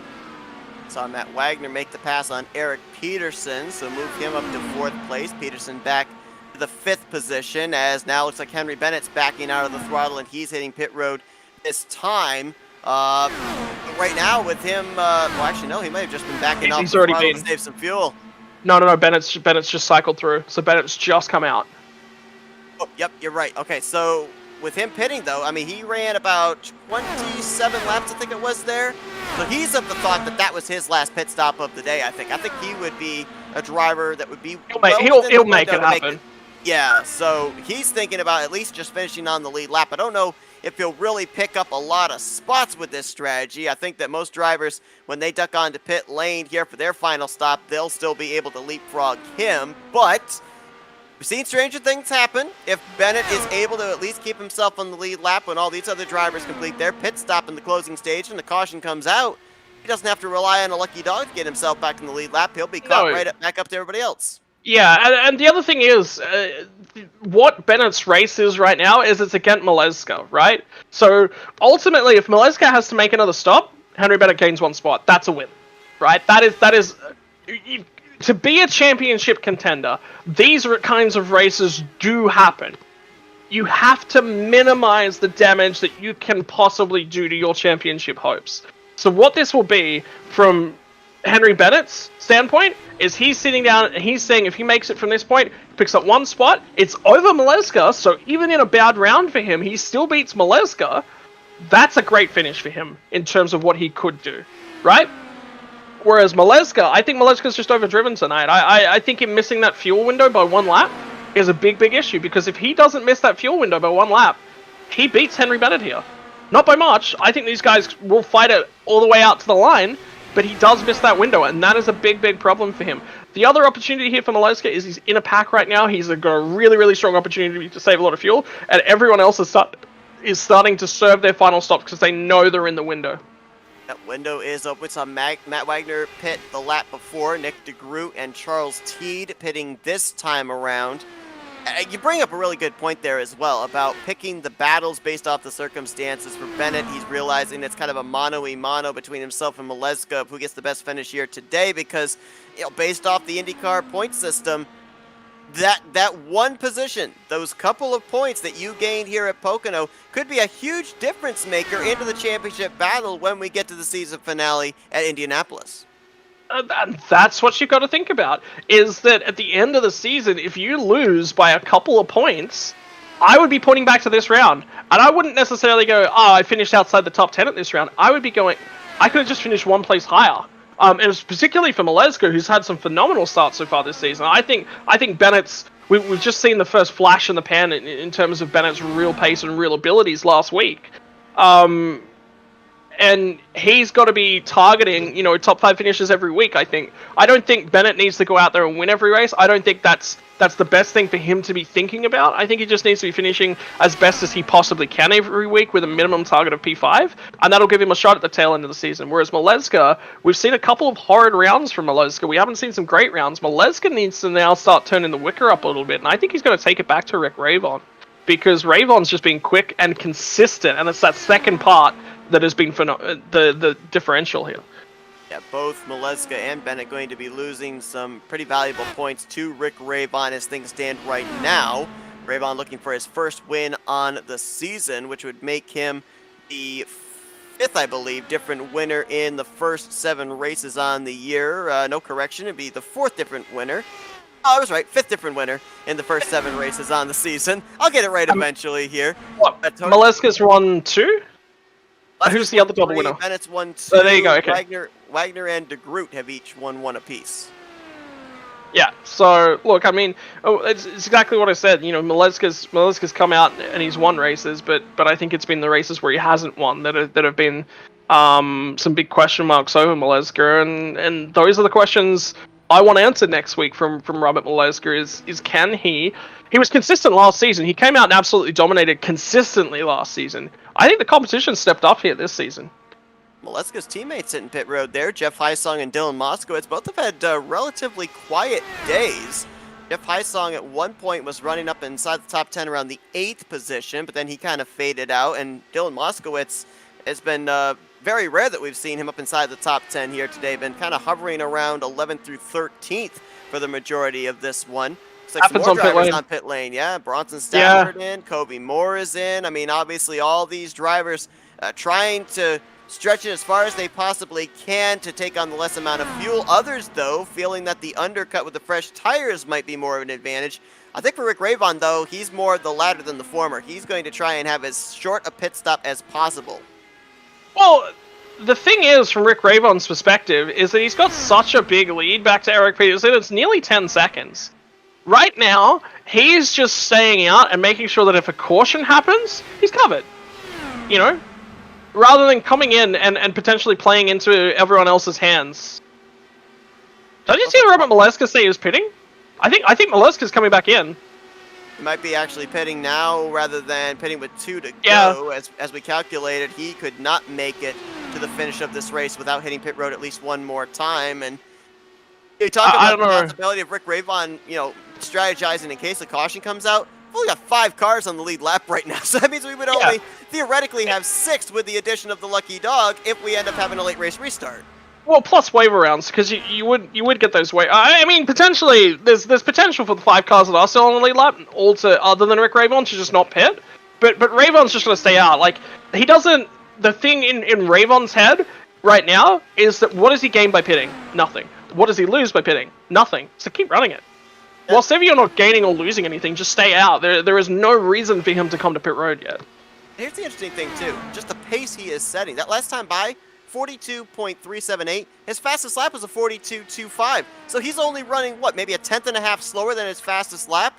I mean, tire fall-off doesn't really seem to be much of a factor in hindering his speed. He's been in clear air most of the race as well, especially during the green flag sections of the race. He's had nobody, taking away his arrow, so there's been no one really compromising him. Peterson's actually running really slow at this point in time. His last lap was a 42.957, so basically a 43. So Peterson's in trouble. I'm wondering where did Stafford come out? So Stafford's come out 1.5 miles back up the road from Peterson. I don't think Peterson took tires. I think Peterson came down, took the splash he needed to get home. According to the telemetry I've got, he hasn't pitted yet. We're waiting on him and Rick Ravon still to complete this cycle. Ravon's been out there for 23 laps on this stint. Peterson was about to complete his 24th lap as he dives into pit road. Right, so I'm just having a look at the times at this stage. Bronson Stafford, 42.269. Nick De Groot, 42.367. De Groot is 2.2 seconds up the road. 15, 16, actually we're about 16 to 17, 18 laps sort of left in the race. So there's an opportunity here for Bronson Stafford to catch De Groot. If Bronson Stafford makes up another 1/2 to 3/4 of a second, he'll be back in the draft and he'll actually run down Nick De Groot, but he's got to run phenomenal pace and there can't be really any mistakes from him. Plus where Peterson plays himself out in terms of this. So actually Stafford's going to fly by Peterson. It really all comes down to really almost turning qualifying lap times now for Oh, look at Wagner! Guys. Wagner's jumped Peterson! Yes, he has. Wagner up to 4th place as you see Peterson leaving pit road. So, boy, that undercut certainly worked out for him. Now, here's the thing, though. As we're watching, the interval between Bronson Stafford and Nick De Groot, there's a difference of 4 lap pressure tires advantage for Stafford. Peterson's going to have about 15 laps to be able to cut down about a 2-second gap between himself and Matt Wagner. There's 9 laps of difference between the tires on the 11 and 36. Yes, there's an opportunity there as well, and that's really telling for Alec Peterson, and this is the exact strategy that Wagner and De Groot were talking about and they were playing themselves into. The thing from this period right now to the tail end of the race is that De Groot is ailing this entire period. De Groot and Wagner both ailing this entire period, and there is nothing they can do about that whatsoever, but they're comfortable with that. They can run that pace, they've been running that pace all day. It puts the pressure back onto the other people. It's basically saying, I'm going to be out here, I'm going to be turning consistent laps. They may not be the quickest laps ever, but they're going to be consistent. You guys have to come out and turn qualifying laps for the entire remainder of the race, or we win. And it's interesting, too, because I was going to mention about, these drivers having to try and turn qualifying laps for the remainder of this race. We ended up seeing Robert Maleska III snipe the pole position from Nick de Groot by 11 1/1000ths of a second. So if it's that close for the pole position, that might be all you gain in the course of a lap, which puts the stress on consistent lap times for those drivers that are trying to take advantage of their fresh tires to the driver that they might be trying to catch before this race is over. And here's the thing, just have a look at the last lap times as these guys are now heading down towards turn 3 as well. Nick de Groot, 42.444, slowest of this bunch. Bronson Stafford, 42.338. Yeah, a little bit quicker. Made a little bit of time there. Matt Wagner, 42.255. The guy with the oldest tires of the bunch is turning the fastest lap. Matt Wagner actually has the fastest lap of the race as well with a 42.106. That is... well, really, it's actually leaps and bounds over the other drivers that have the fastest laps, which would be Bronson Stafford with a 1:41 and Maleska with a 1:42. That's 4 100ths difference, pretty much, his lap time as opposed to them. Now, obviously, draft could come into play with that when they were all bunched up, but nonetheless, Wagner has pretty much shown, even though he's off pit sequence, he's got himself a fast machine, and, of course, riding the momentum off that victory he had a couple of weeks ago at the Watkins Glen Road Course. Here's the thing, Seth. Here is the big thing. De Groot hasn't given the draft back to Bronson Stafford yet. You know what? Stafford is just about offering the draft to Matt Wagner, so watch those lap times come down. This is the most crucial factor of the race. Let's keep an eye on these lap times. De Groot, 42.405. Stafford, 42.315. Alright, 900ths of a second. That's a good gain for Stafford at this point in time. He gets himself into the draft, that steps up again. Look at Matt Wagner, 42.290. It was only 2.5 hundredths that time, but still taking time out of him, and now he's going to start getting draft support. Wagner's in a phenomenal spot here. We've seen a lot of races this season, in this very young season, really shake up the point standings, especially up at the top of the board. I think Pocono is going to be no exception. Obviously, Rick Ravon, if he's able to close out what he's been able to do so far here today and pick up that victory, he's going to have a pretty sizable points gap going into Auto Club next week. But Nick de Groot, I think he'll move up to second. Wagner will move up to third. Bronson Stafford, with the run he's got right now, he may be moving up to 4th position. It'll really be interesting to see with Henry Bennett down in 13th, Robert Maleska III in 14th, where they're going to end up in the points results heading into next week. Yeah, I'm just having a quick look as well. Ravon's just caught the back end of this pack. You want to know his lap pace? 42.160 last time by. So, look, basically the only thing that means that any of these guys are going to have a shot at Ravon is if the worst possible happens. And I mean, he is in traffic, so look, it's a possibility.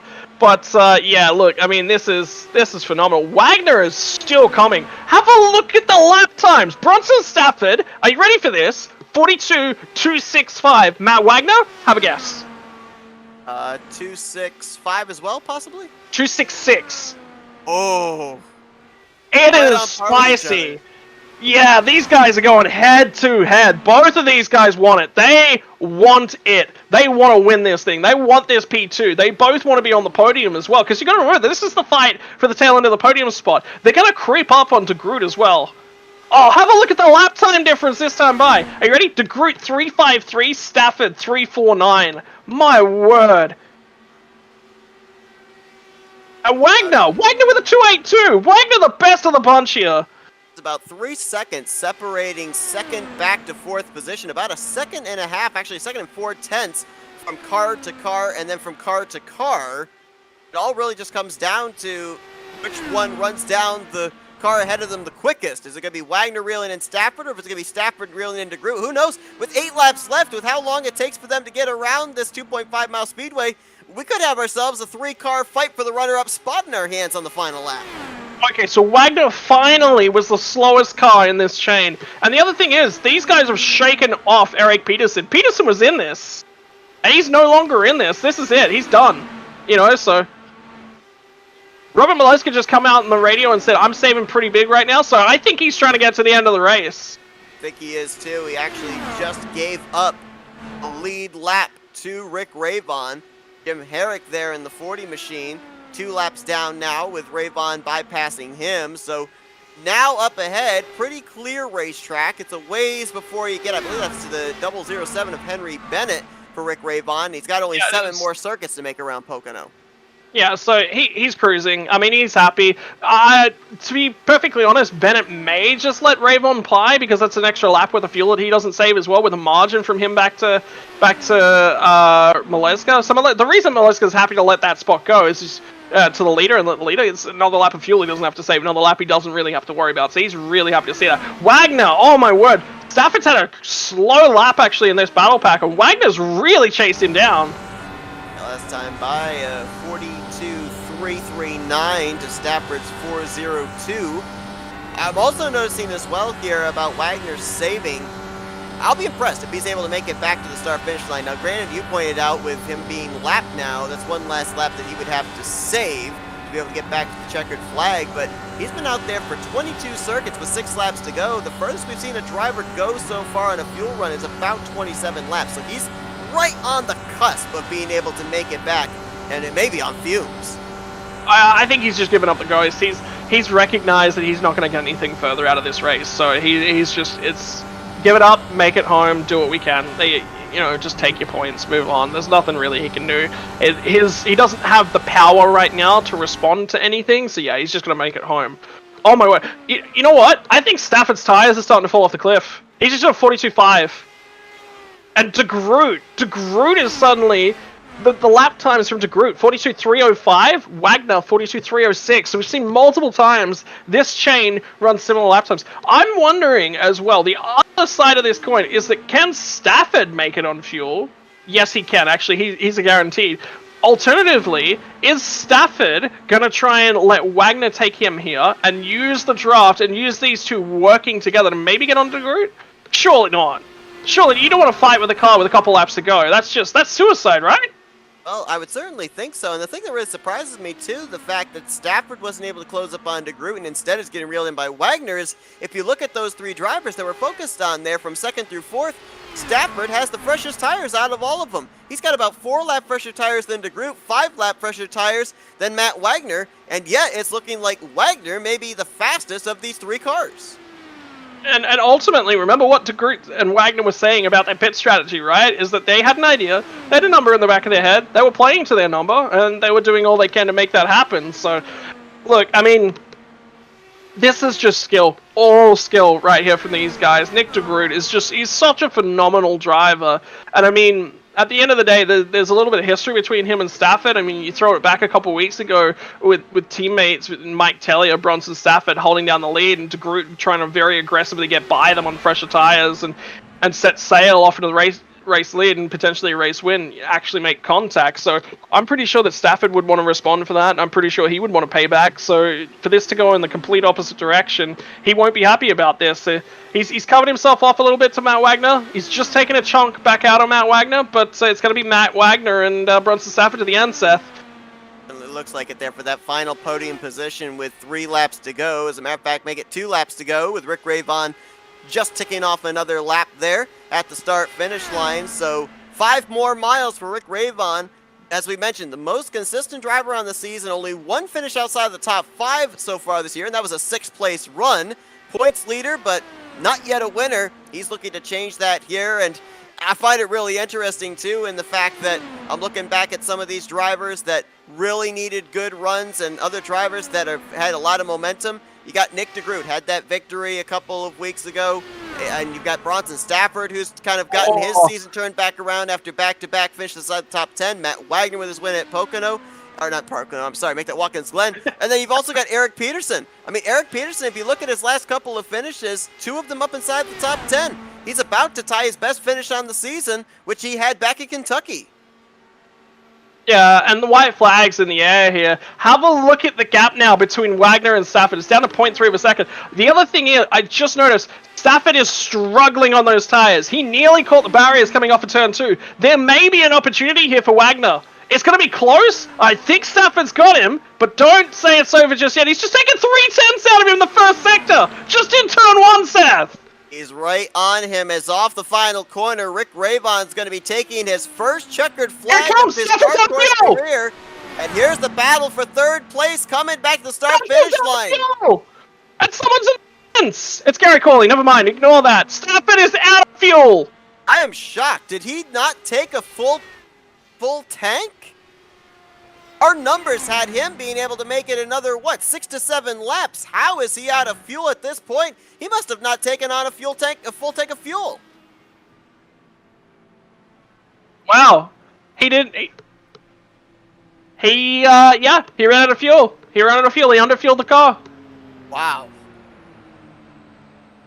Still a good performance in fourth, but he'll lose out on the final podium spot to Matt Wagner off the final corner coming to the checkered flag. Wagner finishing third behind DeGroot. And DeGroot behind your race winner, Rick Ravon. We said this, I think it was last week, Scott, that we felt it was just a matter of time before we were going to see Rick Ravon burning it down in victory. Well, we didn't have to wait long. 1 week later, he's your winner at Pocono. It's just, man, wow. And I mean, that's just it. And again, think about Wagner as well, and where Wagner's positioned himself in this championship. This is a guy now that's starting to go from strength to strength. So Matt Wagner has had speed over the last few rounds. So, like you said, momentum, confidence, it all feeds back. Momentum comes from confidence. You know what you want to do with the car, and you're just able to go out there, and you're able to do that. That builds the momentum. Rick Ravon has had that week after week after week. You said it. P6 is his worst finish this season. Every other finish is top 5. He has done everything that he needs to do to get his car in a victory lane and just hasn't been there so far this season. I am so glad that this man gets to burn it down. He's such a lovely personality, and this is a guy that totally deserves it as well.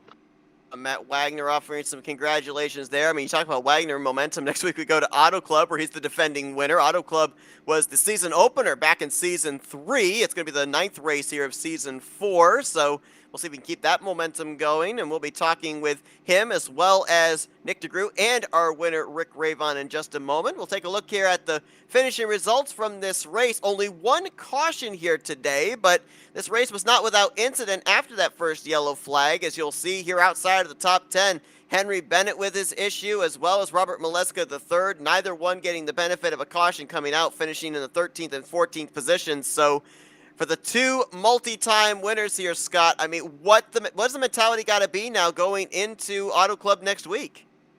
Well, I mean, you said that you've got to go back to last season. You've got to start, looking at previous results and go, yes, I'm confident. Yes, I'm comfortable in the car. Ravon, I mean, the last couple weeks, especially these styles of tracks, you got to remember, Pocono is probably a really, really good form guide heading into Auto Club because it's a similar kind of layout. Very bumpy, older track surface. The seams are very sort of similar. He will be comfortable and he will feel at home. Matt Wagner is going to be exactly the same. Another comfortable surface. I think we are going to see another phenomenal battle between Ravon and DeGroot. These guys have been basically locked together, fighting it out all season long. For me, what do I need to see next week? What I need to see from Matt Wagner, I'm going to focus in on him, laser focus on Wagner. Hasn't had a consistent season. I think Wagner needs to go out, qualify strong. If Wagner can do that, I think he's a shot at a win on an oval. So, look, he's got momentum. He's definitely confident. He's definitely driving the car that he needs to be. And if you look at the guys that are the most consistent from road courses to ovals, Matt Wagner is probably consistent across all of the finishes there as well. So, look, Wagner's going to have a really strong performance next week. I think he can be in victory lane as well. It's interesting. I gave the little nugget earlier on in this race about the fact that the second worst finish last season for Robert Maliska III was a 10th place here at Pocono. And while 10th place sounds great to a lot of drivers with the season he was having, it didn't quite meet up to the standards of what we were used to seeing out of him week after week. Well, gonna spin the web a little bit for next week as well, because it's a 2-mile speedway / super speedway and auto club. We were at Michigan for the season opener, the sister track to Auto Club. That 6th place performance, that one finish outside the top 5 for Rick Ravon, yeah, it was at Michigan. So you got to wonder if he'll be able to finish up inside the top 5 at another 2-mile track. And Robert Maliska III, he was the winner at Michigan. So obviously he would love to be able to get the 2-mile mojo back and go to victory lane for the 4th time this season next week. But you got to remember that opening race at Michigan, I think, is probably night and day to everything that we've seen across the rest of the season. The fuel numbers were just so wacky and so out there, and Maleska was the only one that made it in terms of that top battle in fuel numbers. It was so different from that sort of a perspective. So when Ravon crosses the line in P6 there, I put in air quotes around that. If that's his worst finish, if that's a P6, that's a P3 everywhere else, So look, ultimately, I think Ravon, I would love to see him go out and win again, because the guy is just a phenomenal form. And ultimately, I think Maleska's confidence will be suffering right now. He'll be really hurting. What he needs to do is reset. He needs to walk away from tonight, go out, do something different for a couple days. Make sure he does not look at iRacing whatsoever. Come back a couple days' time, reset, hunker down, become the most focused and driven driver that you've ever been, because it takes luck to be a champion sometimes. He hasn't got it tonight. He's had a couple of unlucky weeks back to back to back. He needs to turn his season around and quit focusing on luck and start focusing back in on those things that he can do better. Well, last season, with Pocono only making its 2nd appearance on the Dark Horse Racing Series schedule, Eric Schaus, the inaugural winner, led 21 laps en route to his victory. No doubt about it. Tell me. Rick Ravon blew that out of the water here tonight. No, I didn't make a lap prediction this week. I put away my crystal ball after last week. Last week's not going to get topped. Let's see if we can talk with some of our podium finishers here tonight, see what they thought about this 100 lapper, and let's see if we can dial up 3rd place finisher Matt Wagner. Hey Matt, Scott and Seth up here in the FRM booth. Got us?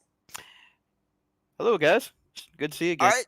Yeah, we talked to you beginning portion of this race around that first caution under pacing. You said that you had a plan, that staying out strategy was something that you had planned for later on in the race. Did it work out the way that you expected? Because obviously, good result out of it. Obviously a P3. I'm pretty excited about it.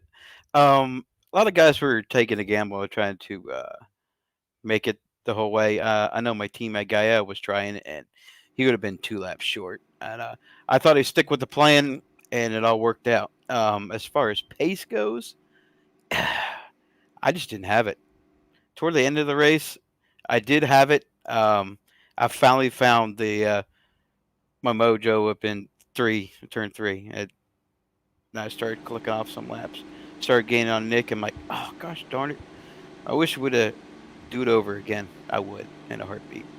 Well, I was actually watching the sector times there, Matt. You were actually the fastest car coming off turn 3. That was your strong suit towards the tail end of the race. That's where I'm going to be honest. I was looking at Nick DeGroot, and he looked like he was really, really struggling off of turn 3. And it looks that was also where Bronson Stafford was strong. But then you were just always gaining your time off of turn 3. That's the best part about Pocono, though, is that everyone is weak somewhere at Pocono, and it creates phenomenal racing and overtaking fuel strategies. The whole works. Yeah, like you said, I was looking to my relative. I was gaining. I was like, wow, Nick is pretty slowing up. And me and Nick were chatting in a little room there before we got interviewed here, and said he wished he would have started over again too. He found pace early on, then he lost it toward the end of the race, like you said. Although I had fun, I'm ready to do it again. That's what it's all about. I mean, obviously, coming into this race, 5th in the point standings, less than 45 points out of the points lead. Now, you're not going to gain a whole lot, I don't think, on Rick Ravon, but you're still up there at least in the same vicinity as him and Nick DeGroot in the finishing results, so you'll still keep them honest going into next week. And it's a track that We ended up talking to you in Victory Lane last season when Auto Club played the season opener. So obviously the confidence level's got to be high going into a track that you're familiar with in terms of winning at, right? It is my most winningest track in all of iRacing. I think I got over about 25, 30 wins there. It's one of my favorites. Come there, I expect to win and nothing else. It just sucks. Well, we look forward to seeing if you're going to be able to go back-to-back seasons there at Auto Club next week. But Matt, we're now going to give you the opportunity to do some thank yous and shout out some sponsors. All right. Well, I'd like to thank HyperX, my team, Area 51, MC Gear, of course, Troy Lee Designs, and all of the staff make this setup possible. It's really fun. I've been living on a dream for the past 3 or 4 weeks, and it's been real. And hopefully, we get to talk to you again in Victory Lane next week. But I hate to sound cocky about it, but that's truly is one of my favorite racetracks. And we'll see I'm you going to guys step later. in here. I'm going to step in here, Seth. Please go. We really, really ever get an opportunity to let have one teammate come in and talk to us from third place, and then his teammate come in at second place. Can we keep Matt around here? I'd actually like to give Matt the opportunity to ask his teammate a question about the race, and then I actually, more importantly, like that. This series is so much fun. Matt, can you give us your best intro for Nick DeGroot as well? Like calling the man, the myth, the legend. I don't know. Come up with something, man. Have some fun with it. Oh, I'll play a little. I'm long with it. Let's go. All right, let's see if we can get Nick DeGroot in here. All right, Matt, hit us with your best intro for Nick. Nick DeGroot, this is Matt Wagner speaking. You got us? I gotcha. Oh man, what a hell of a run you put on there. Tell us about your strategy going in today's race. Real quick, they should absolutely have the podium finishers interview each other after real life races, because that would be amazing. But yeah, it was a good race. It was very good. Like I wanted to lower redemption for Pocono last season, but we came out there, led some laps, got a little off strategy, led some more laps because of that, and we're able to bring home second. With the extra fuel I had to take and just straight up pace, I did not have the pace there to match Rick throughout the racing. Just kept getting away a little bit more every single run, and at that point I was just kind of defending against second and making sure to manage that gap and hoping manage the gap against third, I guess, and just hoping that maybe something could go wrong with Rick, maybe a speeding penalty, maybe traffic holds him up. But no, he ran a good race after that, and he got the W, and we got another second place finish. So good for points, but I'd much rather be in Victory Lane. I was actually kind of hoping that Matt would be like, yeah, it's the man, the myth, it's Nick, it's little Nicky himself, it's Nick DeGroot, but hey, look, I'll go. Because sometimes it's fun. You learn a lot more about your drivers when you get them to interview each other, right? But I'm going to say something here. Go out on a limb here. This man right here, I've respected pretty much, a lot in the IndyCar community. He brings a lot to the Fix series here in iRacing, and he's the fastest guy. He's the guy to beat. So if you beat this man, you've done something. Oh, Robert, you out there? You out there? Robert Molesca is no longer the measure. I ain't talking about Robert. I'm talking about Nick. I'm talking about through all the years, man. Yeah, I do love those fixed races. I run them all the time. Only the big ovals, though. Not gonna lie, the short ovals, they kind of scare me. I gotta ask you both here. I'm Go gonna ahead. ask like a dual question here too, because we got the both of them in here, and both of them played the same strategy back under the only caution. I mean, we ended up seeing not too long after that restart, guys that are up there in the top 5 with you in points, like Henry Bennett and Robert Molesca III, run into issues in the caution, not come out to save them. So did that make you feel a little bit better about your strategy, just based on the fact that with being out in front, not really back in that mayhem, it actually put you guys in a better position to not get caught up in that incident, because that was around the 3rd place when that contact took place. Yeah, that was a really unfortunate incident there with Henry, Rob, and Rick, and you'd never like to see a teammate get in trouble, of course, and it, of course, helped us. But I think even without that incident, we were sitting in a pretty good spot because we had Matt out there. I was, and he probably noticed this, I was kind of using him to keep them at bay. They would go under him, I'd take their, and then I'd give them a draft down the straight, and I was kind of using him to keep them all from getting to me, and in turn getting him. So it kind of just worked out that way, having the 2 cars up there. But yeah, we would have liked to raced it out with all 4 of them there. Rick, myself, Henry, and Rob. But it is what it is. Incidents happen. It's racing. Still, at the end of the day, like that was actually one of the more exciting races. I mean, talk to us about probably the last 10 laps. If Bronson Stafford doesn't run into fuel issues, doesn't underfill the car slightly, I mean, ultimately we're probably talking to him in P3. Would you say so, Matt and Nick? Were you watching? We'll start with Matt first, and then we'll move on to Nick. But Nick, were you watching the relative as well and keeping an eye on Bronson? Yeah. Oh, sorry. You go, Matt. Go with Matt. Yeah, go with Matt. Hey, you said me first. But I'm sorry. I apologize. But I was sitting there watching. He was getting the last couple of laps, and he was running the low line, and it was killing his straightaway speed. And I said, if I do it here, I'll pretty much pass him here. And going to turn 3, and then all of a sudden I look to my left. I'm like, oh. He maybe would have had me. Maybe. I have no idea. Only time will tell if he had more fuel. It would have been close. But there was about 10 laps there in the middle of that last run, Nick, whereby Bronson was actually catching you as well.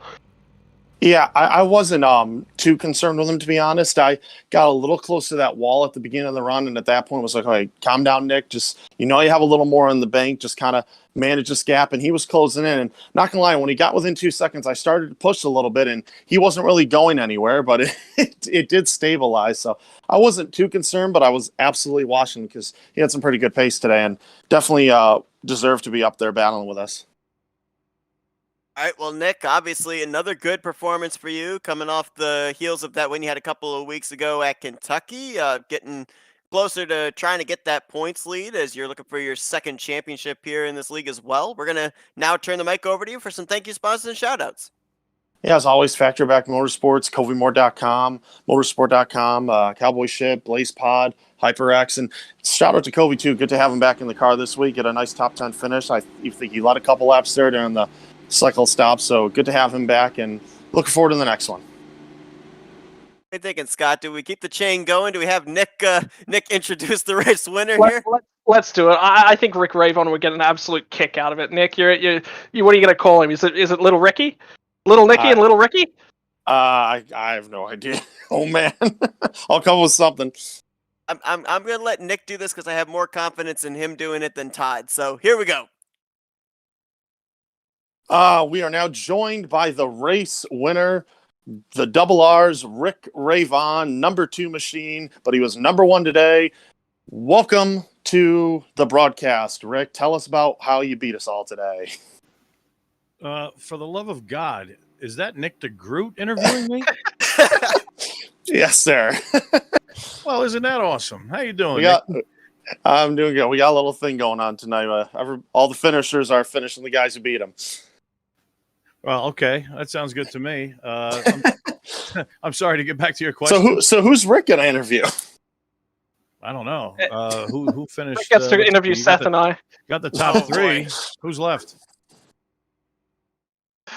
But seriously, Rick, that was a phenomenal race from you tonight. I mean, you had everyone covered. What was the gap at the end? 6-7 seconds? What a race, man!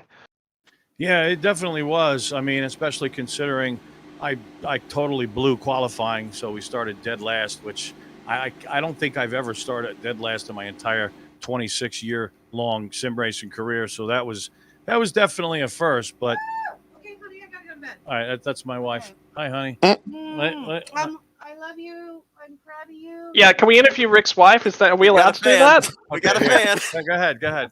I couldn't be more proud of this man who has been racing for 26 plus years, and he freaking took it tonight. And I knew he was going to, and I told him over the last week, I said, this is going to be your race tonight. All right. No, you say that before every race, though, honey. No, Come on. I told you. But you know what? This is your new league. I said, bide your time. Okay, honey, wrap it up. Love you. No. I want to keep it here because I was actually about to ask her, what's the mood been like in your household for the last couple of weeks? Because ultimately, Rick, and it's something we said a lot in the commentary tonight, was that you've been going from strength to strength to strength the last couple of weeks. Your consistency has been on point. The question is, what has the mood been? It has been happy, and it has been happy and positive, and me reinforcing that. I said, you just bide your time. You're gonna get that win with this league because you are like phenomenal. You are awesome. You are like amazing, and you're a perfectionist. And he should be racing in like the real world. Oh, come on. I'm not that good. Yeah, Crying you out are. loud. Yeah, you are. Mrs. Ravon to join the league when we get around to Christmas this year. I think she's getting a sim rig set up. Oh boy. You did awesome. Congratulations. Good night, everybody. Love you. Goodbye. Okay, goodbye, honey. Bye. All right, get out of here. Leave So- me alone. Go to bed. Go wait for me in bed.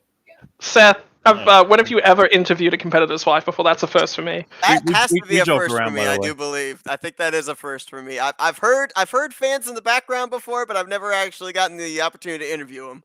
We joke around, by the way. We always kid around, so that wasn't like vicious. I can tell. You guys have a great time. Very happily married.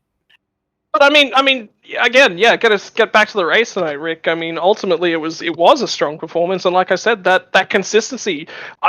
Seth and I both looked at each other tonight and said, "This guy's coming to victory lane. It's a matter of time. It will happen this season. It's just a matter of time." Well, I need you guys to say that during every race, then, if that's the case, because yeah, that definitely worked out. I mean, like I said, the Gould charge was just hooked up.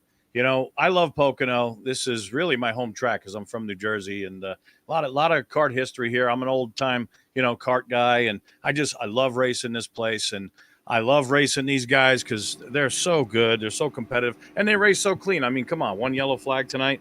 We had 0 at Michigan earlier in the season. Nick DeGroot is phenomenal. Matt Wagner is so on point.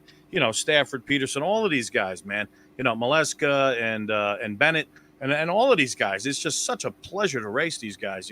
They race you hard, they race you clean, and that's what it's all about, baby. First win of his career here in the Dark Horse Racing Series, and take place here tonight at the Tricky Triangle of Pocono. Congratulations, Rick. We're now going to give you the opportunity for some Victory Lane thank you sponsors and shout-outs. Okay, I want to thank my sponsor, Gould Electronics. Thanks so much for giving me $10,000 a race. Yeah, okay. I want to give a shout to Dave Cook and Dan Gurney Jr. because they were with me, cheering me on, and you guys are awesome. I appreciate the support, and we'll probably do a little bit of racing later tonight. I want to thank my wife, obviously, for her support. In case you couldn't tell, she's a huge supporter, which definitely helps because when I'm sim racing, she knows to just kind of leave me alone. That's why she comes down after the race. My daughters, Mila and Zoe, I love you guys with all my heart. I want to thank the drivers. I want to thank the guys that own this league. I want to thank FRN and everybody here in the booth for doing the broadcasts. I want to thank the people that are watching and supporting this league. Thanks so much for your support too. And last but certainly not least, I want to thank the Lord Jesus. I love you so much, Lord Jesus. Thank you. That's Rick Ravon, your winner here tonight at Pocono. Rick, Nick, Matt, congrats on the podium finishes. Thanks for being good sports in the rather unorthodox post-race interview here for us. That was quite the experience to interview Nick like that. Yes, it was. That's pretty cool. Congrats, Rick, and good race, Matt. Yeah, thanks, guys. Yeah, thanks so much, Nick, and looking forward to next week, guys. Yeah, best Yes, of luck sir. to you guys next week at Auto Club. Looking forward to that one. Mm-hmm. It'll be a good one. That's going to conclude our coverage here tonight from Pocono Raceway. I mean, they call it the Tricky Triangle, so I guess we'll call this the Tricky Post-Race Show. I mean, I don't think anybody had any idea, myself included, that we were going to be doing something like that, but that was a blast of just, because you're right, because you actually do glean a little bit more information with driver to driver with the post-race interview there as well, so pretty cool to be able to hear those guys be able to interview their fellow competitors and get a little bit more information that maybe they might have played a little bit more closer to the chest had it not been a fellow competitor interviewing them.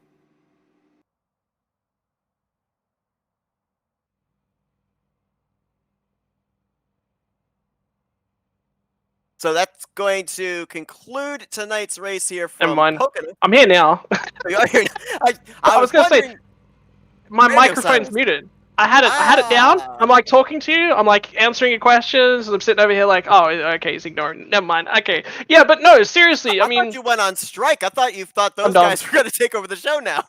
I'm done. I quit. This show is now run by the drivers.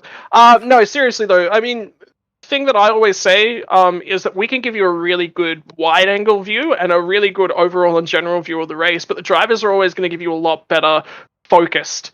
And they're going to see things that are going on. They know their fuel numbers. They know their tire strategies, those sorts of things. So ultimately, whenever you're in a situation like this, I always want to talk to the drivers to driver stuff because you're going to get a lot more detail than we can ever provide because it's just not available to us, at the end of the day. So look, and ultimately, the mood that come out of that race and come out of that interview session as well is exactly what I love about Dark Horse Racing. It's close, it's tight racing, but you can hear it. All three of those guys are loving it. They're loving racing each other, and they're loving everything that's going on. And ultimately, Dark Horse is a big success because of it.